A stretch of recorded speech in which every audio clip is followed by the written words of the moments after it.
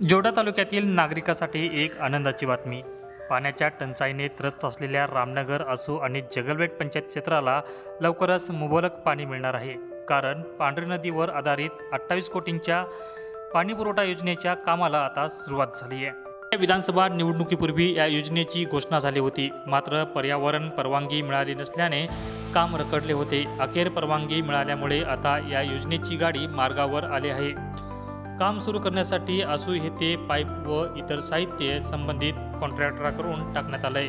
लवकरच पाईपलाईन घालण्याचे आणि टाकी उभारण्याचे काम सुरू होणार आहे।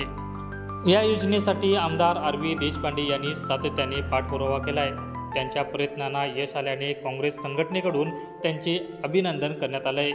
आमदार आर.व्ही. देशपांडे साहेब यांच्याकडे रामनगर पंचायत, आसू पंचायत आणि जगलबेट पंचायत या तिन्ही पंचायती मिळून निवेदन दिलेलं पाणी आम्हाला साहेब पाण्याची कमतरता आहे, आम्हाला पाण्याचं काहीतरी करून द्या म्हणून त्याची दखल घेऊन साहेबांनी इळे दाबा आसू पंचायत इथे 28 कोटीची योजना ही मंजूर केलेली आहे आणि ती मंजूर करून एवढं मोठं काम हे लवकरात लवकर त्याच्या कामाची पण सुरुवात झालेली आहे। मी आमच्या जोयडा ब्लॉक समिती काँग्रेसचे कार्यकर्ते आणि जोयडा तालुक्यातील नागरिक यांच्या वतीने मी देशपांडे साहेबांचं अभिनंदन करतो आणि साहेबांना धन्यवाद देतो।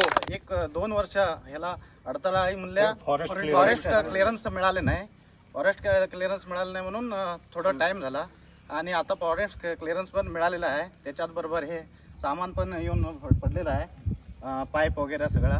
हे देशपांडे साहेबांना एक प्रिन्सिपल सेक्रेटरी अतिक म्हणून आमच्या रामनगर आले होते ह्या योजनेच्या बाबतीत हे करायला। त्यावेळेला सकाळी 7 ला आलेले आहे, त्यावेळी सगळे आमचे पंचायत मेंबर्स जाऊन त्याला भेटून सगळं सांगितल्यानंतर त्यांनी इमिजिएट इळ्या डब्याला जाऊन सगळी आराखडा हे करून घेऊन हातभार लावलेला आहे। त्या तिन्ही जगलबेट, रामनगर आणि आसू पंचायतीला पाणी दिल्याबद्दल जगलबेटच्या लोकांच्या वतीने मी साहेबांचे मनपूर्वक आभार मानतो।